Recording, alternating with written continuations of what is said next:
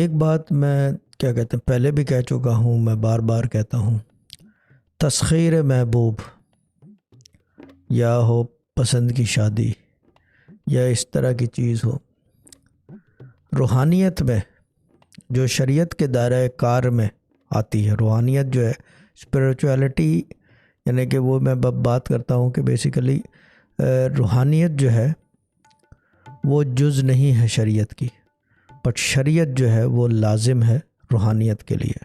تو اسپریچویلٹی، شریعت، دا law of شریعت از اے مسٹ. اگر با خدا دیوانہ با شریعت ہوشیار نہیں کرے گا تو پھر آدمی تباہی کے راستے پہ چل جاتا ہے، یعنی کہ پھر وہ ڈارک سائڈ انٹر ہوتا ہے، جو کہ غلط پریکٹسز ہے. قرآنک نالج میں دا قرآنک نالج پسند کی شادی، تسخیر محبوب جسے کہا جاتا ہے، منادی ہے اس چیز کی.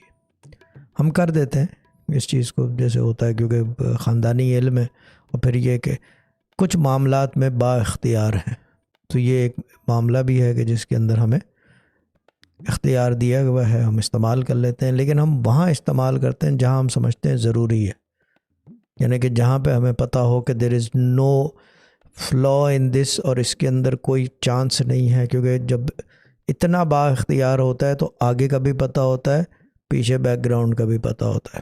مگر میں سب سے ایک ہی ریکویسٹ کروں گا بار بار کہ با خدا دیوانہ با شریعت ہوشیار.